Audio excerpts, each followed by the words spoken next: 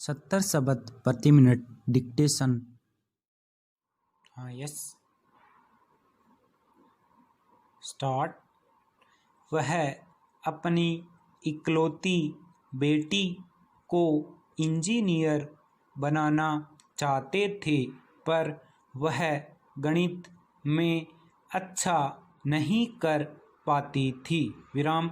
उसके टीचर भी उसे इसके लिए काफ़ी प्रेरित करते रहते थे। विराम। इंग्लिश में तो वह स्कूल टॉपर थी, कोई उसके आसपास भी नहीं था। विराम। लड़की की पत्र पत्रिकाएं पढ़ना, कहानी कविता लिखना अच्छा लगता था। साहित्य उसे प्रेरित करता और इंग्लिश उसका पसंदीदा विषय था। विराम। इंग्लिश के शब्दों की उत्पत्ति, उनके पर्यायवाची व विलोम शब्दों को ढूंढने और उसका साहित्यिक रूप जानने समझने में ही उसका सारा समय गुजर जाया करता था। विराम। वह शेष विषयों पर फोकस ही नहीं कर पाती थी। विराम। इस ऊहापोह में फंसकर वह परेशान रहती थी। विराम। माता पिता की महत्वाकांक्षा और अपने खूबसूरत सपनों को साकार करने की जुनूनी चाहत के बीच के विरोधाभास में वर्तमान पीढ़ी की एक एक त्रासदी का अक्स देखा जा सकता है। विराम। प्रसिद्ध दार्शनिक का मानना था कि दुनिया की कोई भी बड़ी उपलब्धि बिना जुनून के हासिल नहीं की जा सकती है। विराम। जुनून में आकाश को चूमने की जादुई ताकत होती है और यही निजी प्रगति का पैरामीटर भी है। विराम पैराग्राफ। यदि हम अपने सपने को साकार करने की कोशिश नहीं करेंगे तो कोई अन्य व्यक्ति अपने सपनों को साकार करने के लिए हमें नियुक्त कर लेगा। विराम। इस कथन में एक डरावना संदेश है। विराम। सच पूछिए तो हरेक व्यक्ति में कोई न कोई विशिष्ट गुण या दक्षता होती है। विराम। अपनी अंतर्निहित प्रतिभा को पहचानकर जब लक्ष्य निर्धारित किया जाता है और उसका जुनून के साथ पीछा किया जाता है तो फिर मंजिल की प्राप्ति में कोई संदेह नहीं रह जाता। विराम पैराग्राफ। प्राकृतिक जंगलों की एक अपनी ही संरचना हुआ करती थी। विराम। इनके सबसे भीतर घने और ऊंचे पेड़ों वाला हिस्सा होता था जो किसी बाहरी दखल से मुक्त रहता था। विराम। यहीं पर उन सूक्ष्म जीवाणुओं का बसेरा होता था जो लगातार इंसान के संपर्क में आए। विराम। वे अपने गुणसूत्रीय संस्कारों को मानव शरीर के अनुरूप बदल सकते थे। विराम। इसके आगे कम घने जंगलों का घेरा रहता था जहां मांसाहारी जानवर अपने भोजन की तलाश में घने जंगल से आते थे। विराम। इसके बाद जंगल का वह हिस्सा होता था जहां इंसान अपने मवेशी चराता और अपनी ज़रूरत के वन उत्पाद तलाशता था विराम। मगर जंगलों की अंधाधुंध कटाई और उनमें बसने वाले जानवरों के प्राकृतिक आवास के नष्ट हो जाने से जंगली जानवर सीधे मानव के संपर्क में आने लगे विराम। जैव विविधता के साथ छेड़छाड़ के दुष्परिणाम 3 तरीके से भयानक बीमारी के रूप में सामने आए हैं विराम। पहला, पारिस्थितिकी तंत्र से छेड़छाड़ के कारण इंसान और उसके मवेशियों का वन्य जीवों से सीधा संपर्क होना विराम। दूसरा, चमगादड़ जैसे जीवों का जो इंसानी बस्तियों में रहने के आदी हैं। संपूर्ण विराम। 80 शब्द प्रति मिनट डिक्टेशन। हाँ, यस। स्टार्ट। कोरोना कोई प्राकृतिक अथवा दैवीय प्रकोप बिल्कुल नहीं है विराम। जब जब भी धरती पर कोई दैवीय प्रकोप आया है, कुछ समय के उपरांत वह अवश्य ही धीमा हुआ है और समाप्त भी हुआ है विराम। भले ही उसकी समाप्ति में परिस्थितियों का हाथ रहा हो अथवा समय ने घाव पर मरहम का काम किया हो विराम। यह कोरोना तो शैतान मानवीय दिमाग की उपज है और मानव की ही सबसे बड़ी भूल है। इसलिए बद से बदतर होते मानवीय हालात चरम तक पहुँच कर बदतम होने पर भी सुधर जाएं, कहना कठिन ही है विराम। मानव की यह भयावह भूल महामारी का रूप धारण करती हुई मानवता के लिए बहुत बड़ा अभिशाप बनती जा रही है और इसके काल कुर्र पंजे को तोड़ना मरोड़ना किसी के भी वश में दिखाई नहीं दे रहा है विराम।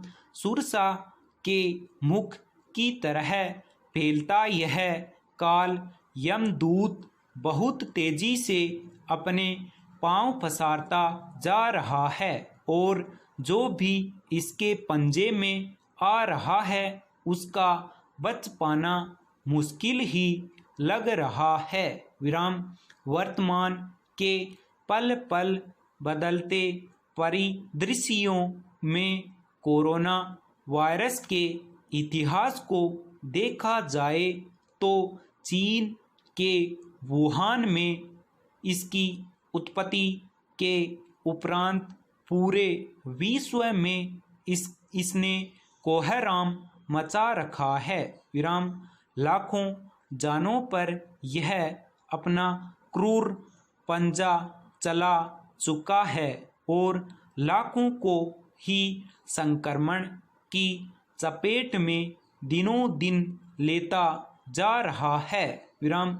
विश्व की महानतम शक्तियों के हाथ जहां इसके भयावह रूप के सामने खड़े होते दिखाई देने लग पड़े हैं, वहां भारत में अभी भी कुछ हद तक इसके बढ़ते प्रभाव को निष्प्रभावी करने की कोशिशें जारी हैं विराम।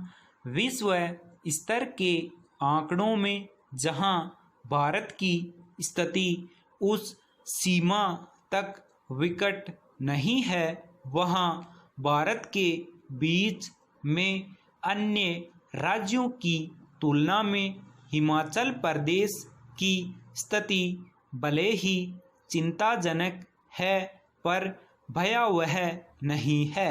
विराम पैराग्राफ। स्कूलों में छात्रों की आमद कब होगी पता नहीं।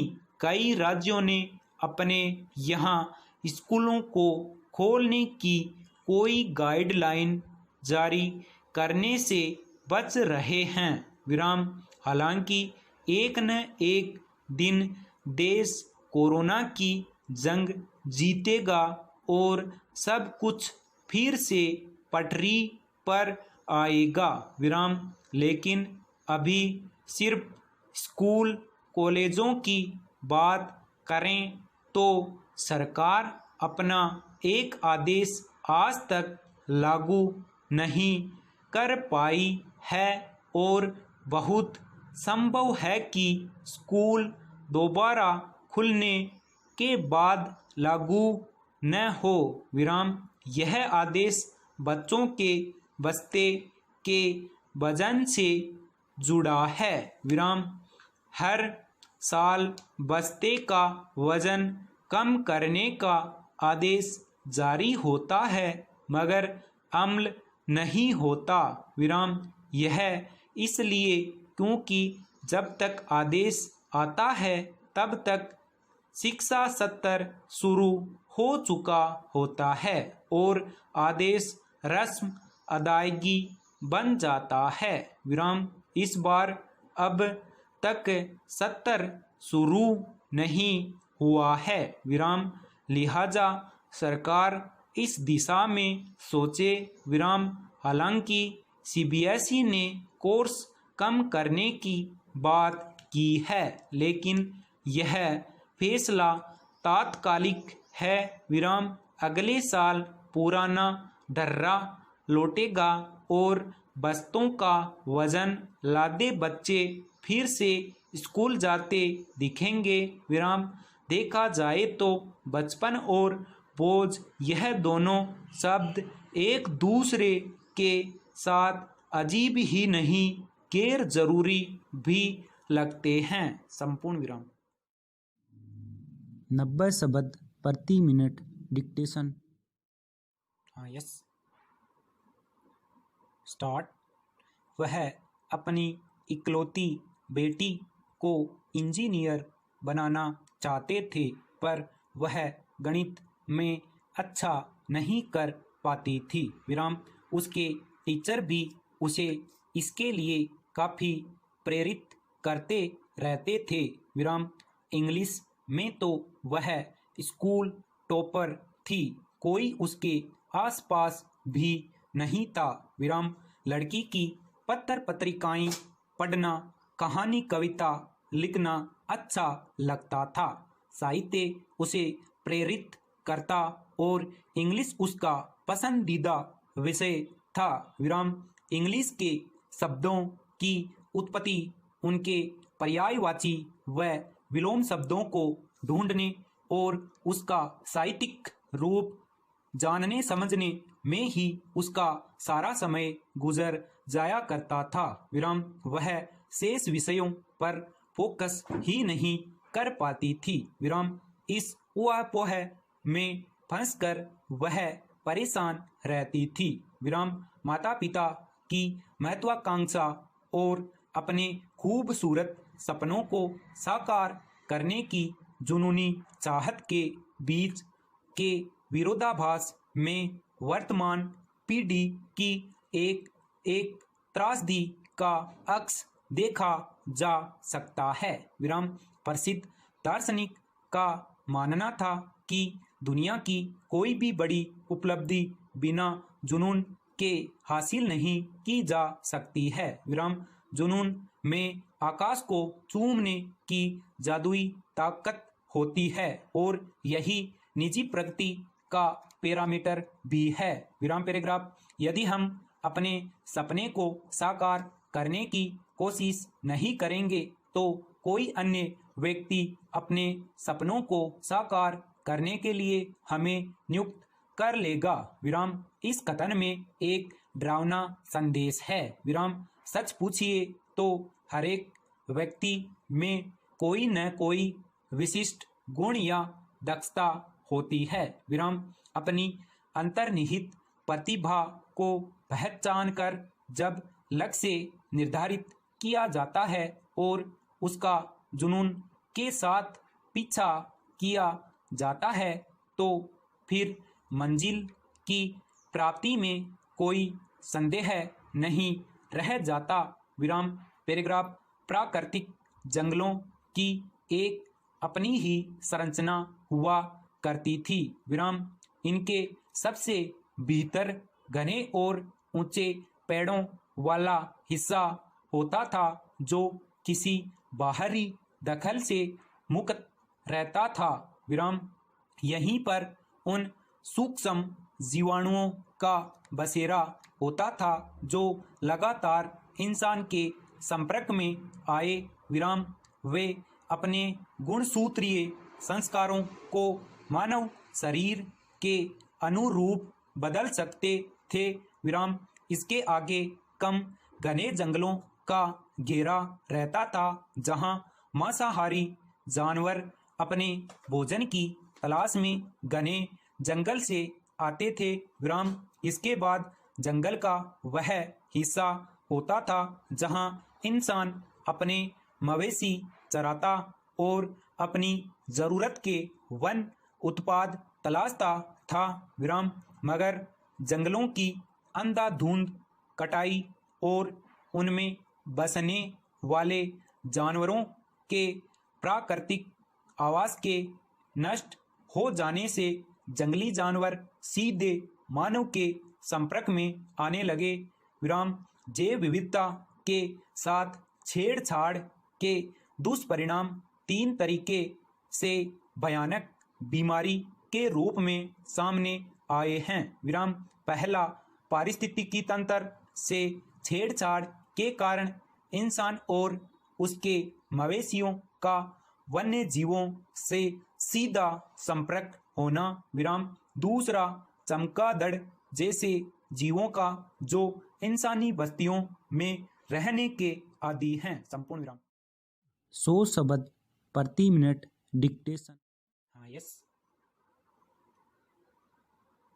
स्टार्ट। कोरोना कोई प्राकृतिक अथवा दैवीय प्रकोप बिल्कुल नहीं है।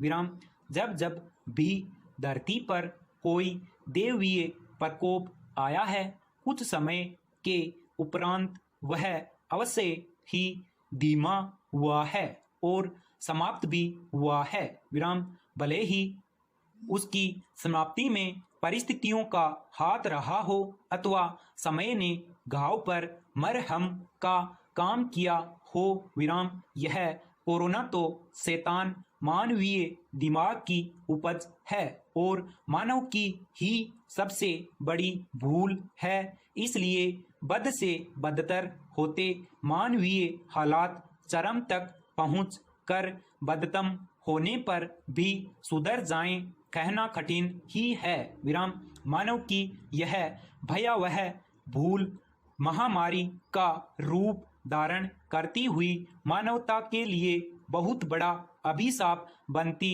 जा रही है और इसके काल कुर्र पंजे को तोड़ना मरोड़ना किसी के भी वश में दिखाई नहीं दे रहा है। विराम सुरसा के मुख की तरह फैलता यह काल यमदूत बहुत तेजी से अपने पांव पसारता जा रहा है और जो भी इसके पंजे में आ रहा है उसका बच पाना मुश्किल ही लग रहा है। विराम वर्तमान के पल पल बदलते परिदृश्यों में कोरोना वायरस के इतिहास को देखा जाए तो चीन के वुहान में इसकी उत्पत्ति के उपरांत पूरे विश्व में इसने कोहराम मचा रखा है। विराम लाखों जानों पर यह अपना क्रूर पंजा चला चुका है और लाखों को ही संक्रमण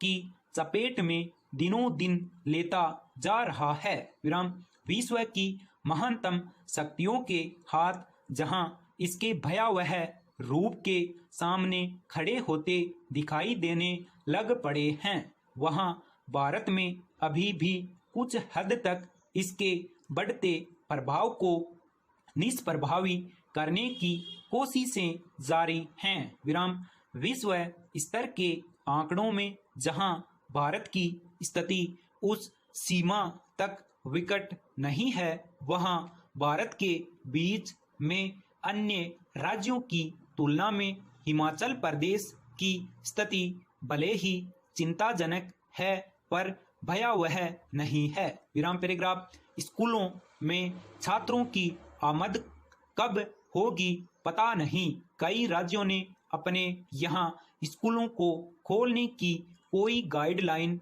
जारी करने से बच रहे हैं। विराम हालांकि एक न एक दिन देश कोरोना की जंग जीतेगा और सब कुछ फिर से पटरी पर आएगा। विराम लेकिन अभी सिर्फ स्कूल कॉलेजों की बात करें तो सरकार अपना एक आदेश आज तक लागू नहीं कर पाई है और बहुत संभव है कि स्कूल दोबारा खुलने के बाद लागू न हो। विराम यह आदेश बच्चों के बस्ते के वजन से जुड़ा है। विराम हर साल बस्ते का वजन कम करने का आदेश जारी होता है मगर अमल नहीं होता।